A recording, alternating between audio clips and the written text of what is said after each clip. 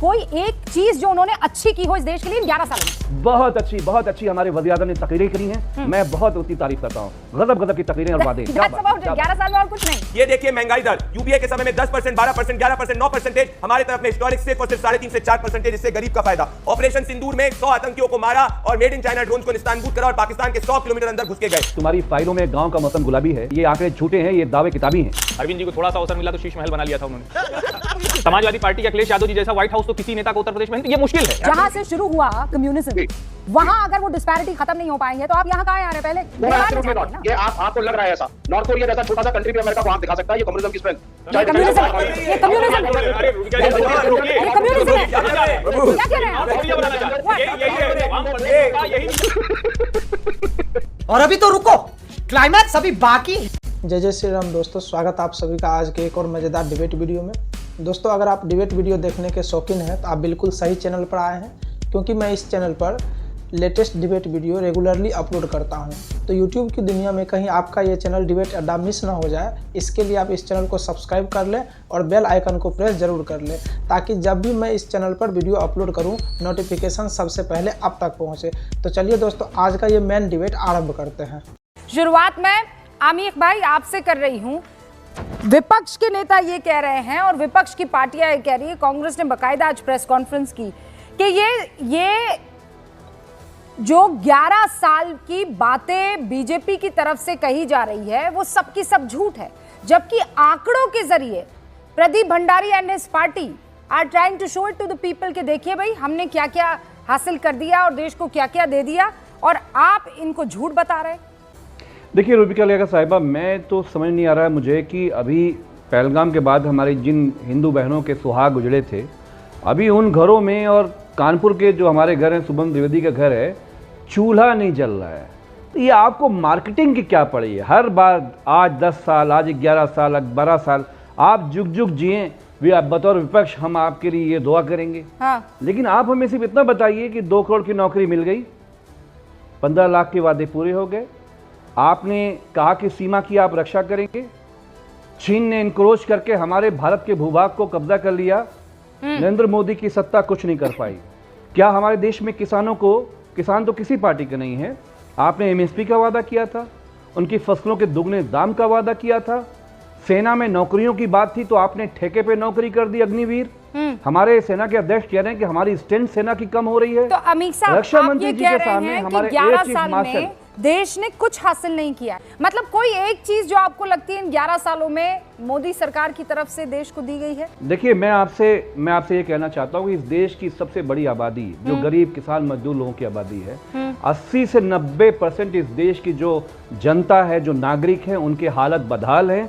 ये सरकार पूरे 11 साल में इस देश के पूंजीपतियों के लिए 24 घंटे उनकी सेवा में उनको दौलत कमाया, उनको माल कमाया, उनको नेगेटिव पॉइंट पूरा। मैं कह रही हूँ अमित भाई, कोई एक चीज जो उन्होंने अच्छी की हो इस देश के लिए इन 11 सालों में, जस्ट वन थिंग अगर आपको बहुत अच्छी हमारे वज़ीर-ए-आज़म ने तकरीरें करी हैं। मैं बहुत उसकी तारीफ करता हूँ। गजब की तकरीरें और वादे। क्या बात, 11 साल में और कुछ नहीं।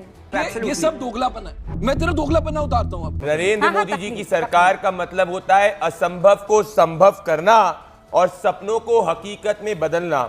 एक एक करके मैं जवाब दूंगा और फिक्शन और फैक्ट्स के बीच में जनता तय करेगी। 228% वृद्धि हुई है एमएसपी में किसानों को।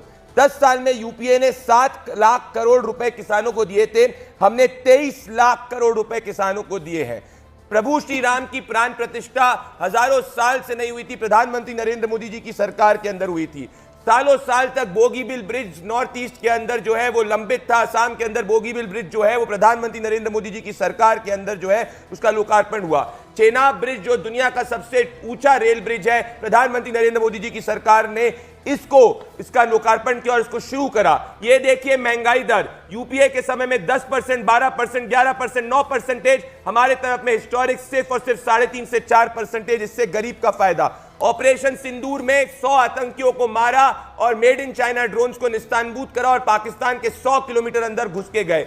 25 करोड़ से ज्यादा गरीबों को गरीबी रेखा के बाहर निकाला 4 करोड़ से ज्यादा के घर बनाए, 15 करोड़ से ज्यादा के टैप वाटर दिए, जो रशिया की पॉपुलेशन नहीं से तो ज्यादा आप है। सब इतना गिना रहे हैं, अमीक भाई कह रहे हैं अलावा तकरीर के और कुछ भी नहीं। वो तो कर नहीं सकते ना, उन देखिए वो लोग ना जनता के बीच में है, ना पढ़ लिख के आते हैं, तो जो पढ़ते नहीं ना जनता के बीच में नहीं रहते, वो सिर्फ ड्रामा कर सकते हैं। देखिए, तुम्हारी फाइलों में प्रदीप भंडारी साहब, तुम्हारी फाइलों में गांव का मौसम गुलाबी है। अच्छा, ये वादे, ये आंकड़े झूठे हैं, ये दावे किताबी हैं। हमारे उत्तर प्रदेश के मुख्यमंत्री जी आदरणीय योगी आदित्यनाथ जी ने विधानसभा में पटल पे बोला कि कुंभ में 37 लोग मारे गए। आपको मालूम है ये आंकड़े आज जो एक देश दुनिया के सबसे प्रतिष्ठित संस्थान ने बताया कि 82 लोगों के सबूत गवाह के साथ 82 हिंदू श्रद्धालुओं को बेरहमी से मार दिया गया। और आप जानते हैं जो लोग जिम्मेदार थे उनको बड़े बड़े ओहदे पे फायज किया गया। आपने कंपनसेशन, कैश कंपनसेशन दिया। कैश कंपनसेशन कहां से होता है? 82 हिंदू श्रद्धालुओं की हत्या की जिम्मेदार ये भारतीय जनता पार्टी 11 साल कैसे मना रहे हो? ऑल राइट, ठीक है क्यों प्रदीप बना रहे हो? भंडारी, छोटी सी बात 11 साल क्यों बना रहे हैं, रूबिका कैसे जी, बना रहे हैं? एक तथ्य आपके शो में जो नंबर आप पूरी दुनिया देखती है नहीं बता पाए, पर जिस रिपोर्ट को वो कोट कर रहे हैं वो फेक रिपोर्ट है। उसी पब्लिकेशन ने 2012 में ब्रिटेन के पूर्व पीएम मार्गरेट थैचर से अपोलोजाइज की निधन की झूठी खबर पे अपोलोजाइज किया था। उसी अखबार, उसी पोर्टल ने 2014 के अंदर ब्रिटेन के डेविड कैमरन के झूठे वीडियो के लिए अपोलोजाइज करा था। उसी ने 2019 में फर्जी वीडियो फुटेज दिखाकर सीरिया में रासायनिक हथियारों का इस्तेमाल किया था, बाद में माफी मांगी थी। उसी फर्जी पोर्टल ने 2020 के अंदर एक फर्जी व्यक्ति का इंटरव्यू बता के बाद में माफी मांगी थी। तो हमेशा वर्ल्ड हंगर इंडेक्स को कोट करो, जिसमें पाकिस्तान ज्यादा है, ये समाजवादी पार्टी। ऐसी फर्जी रिपोर्टों को कोट करो, ये समाजवादी पार्टी, क्योंकि आपका दिल पाकिस्तान में है। और आज देश की जनता जब यहाँ बैठी है, इस डिबेट को देख रही है, तो वो ये जानना और समझना चाहेगी परिवर्तन कहाँ आया, कितना आया, किस लेवल पर। एक बार जब आपको मिल जाता है ना, जैसे 5 लाख रुपए अगर मिल रहे हैं आपको इलाज के लिए, तो अब जब मिल गए हैं तो उस बात का एहसास नहीं हो पाता कि इससे पहले नहीं मिला करता था। या फिर स्वच्छ भारत अभियान हो, या वो टॉयलेट्स हो, आयुष्मान भारत की मैं बात कर रही हूँ सर। बहुत सी ऐसी चीज है जब आपके पास आ जाती है तो आपको ये लगता है कि इसमें क्या बड़ी बात है। यूपीआई अब आराम से हम लोग ऐसे ऐसे करके और भेज देते हैं। किसी ने सोचा था सपने में? मुझे याद है पी चिदम्बरम जी वहां खड़े रहकर उन्होंने सदन में कहा था कि क्या सब्जी वाली बेचने वाली जो महिला है वो इससे पैसा ले पाएगी। और आज देखिए आप, कसम से एक समोसे के लिए आपको यहां से पेमेंट करना पड़ रहा है। उपलब्धि, मतलब मैं ये नहीं कह रही हूँ ये सबसे बड़ी उपलब्धि, लेकिन it is one of the biggest. Harshvardhan ji, अब तथ्य के तौर पर लोगों को ध्यान में होना चाहिए कि जब बजट आया था तो विपक्ष ने एक आरोप लगाया था नरेंद्र मोदी के ऊपर कि ये बिहार का बजट है या देश का बजट है।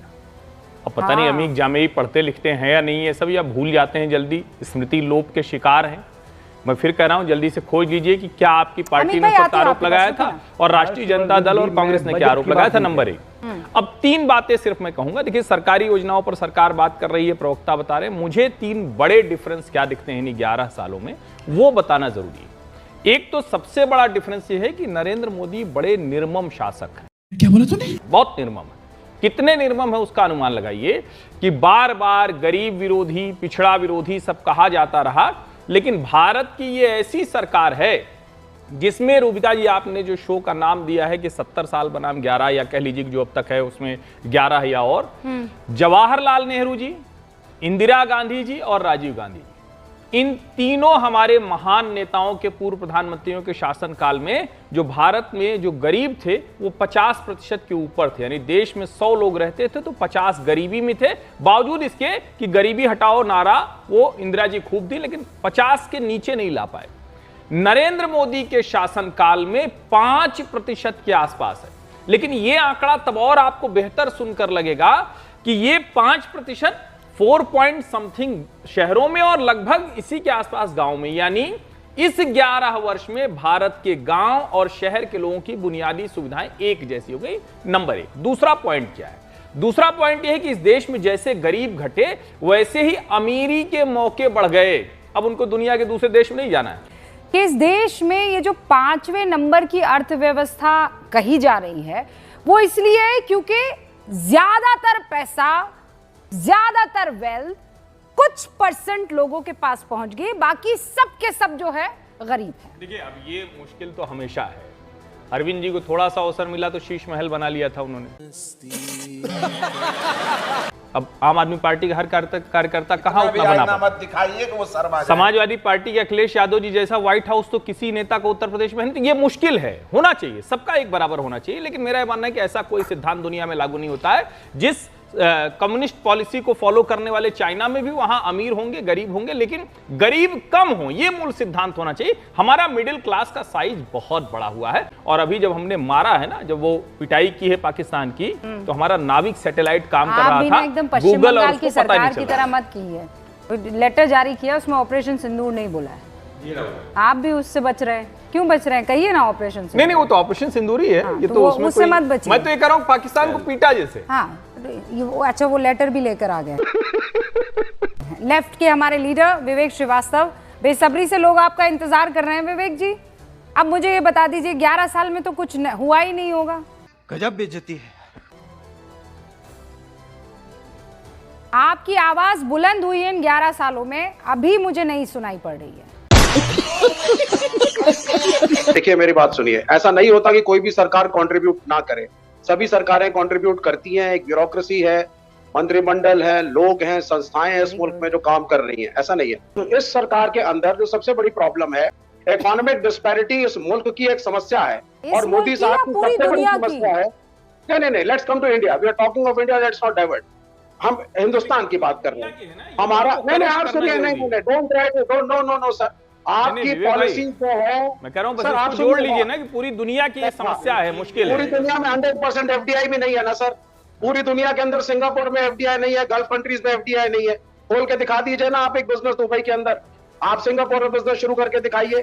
किस मुल्क के अंदर 100% एफडीआई है? अमेरिका में करिए, आपने किया है ना 100%। अच्छा, वो छोड़ दीजिए, आप वो छोड़ दीजिए। आप मुझे बताइए, चीन में डिस्पैरिटी है कि नहीं है? नहीं, how is that important? How is that important to India? For you it is important. आपकी policies communism is all about, नहीं, व्हाट इज कम्युनिज्म अबाउट? आप तो स्टूडेंट है ना कम्युनिज्म के। एब्सोल्युटली। जहां से शुरू हुआ कम्युनिज्म, वहां अगर वो डिस्पैरिटी खत्म नहीं हो पाई है, तो आप यहाँ कहाँ आ रहे हैं? पहले ना, ये आपको लग रहा है ऐसा? नॉर्थ कोरिया जैसा छोटा सा कंट्री भी अमेरिका को आंख दिखा सकता है। ये कम्युनिज्म की स्ट्रेंथ। साले का खोपड़ी तोड़ साले का। ये कम्युनिज्म है। अरे ये कम्युनिज्म है। क्या कह रहे हैं आप? बनाना चाह रहे हैं। यही है वामपंथियों का, यही विचार है। ये एक्सपोज हो गया आज शो पे। ये भारत को Can I speak? ये लोकतंत्र खत्म करना चाहते हैं। एक सेकंड, नहीं, प्रदीप जी, एक बार आखिर में वो आए हैं, मैं चाहती हूँ पहले वो अपनी बात कह दे, जब सबसे आखिर में बोले। Let him just speak. बीच में मेरे कुछ एक सवाल आ जाते हैं। Absolutely, I mean you can ask me सवाल anything. पूछने इसीलिए लाज़िम साउथ कोरियन इकोनॉमी, लेकिन नॉर्थ कोरिया को आप king Jong Un, why not? American propaganda के तहत में आकर के आप हर एक को बुरा डिक्टेटर कह देंगे, लेकिन साउथ कोरिया के रीसेंट इलेक्शन में इसी महीने जो सरकार आई है, वो नॉर्थ कोरियन पॉलिसी से इंप्रेस होकर के लेफ्ट की पार्टीज की सरकार सियोल में आ चुकी है। ये भी मैं आपको बता देता हूं। अभी कहा, हाउ डज दैट मैटर? अभी पहुंच गए वहां पर। Because economic disparity is a problem in our country. और हमने जो आप सुनिए, मोदी साहब की हर बिल जो मोदी साहब लाते हैं, चाहे फार्मर्स बिल हो, 4 लेबर कोड हो, सीएए एनआरसी हो, वो पहले लाते हैं और कहते हैं साहब ये तुम्हारे लिए अच्छा है, और उसके बाद इनकी मशीनरी लोगों को समझाने को उतरती है कैसे अच्छा है। 4 लेबर कोड में हायर एंड फायर है, हम उसके खिलाफ है। 2019 से इम्प्लीमेंटेशन नहीं होने दिया हमने।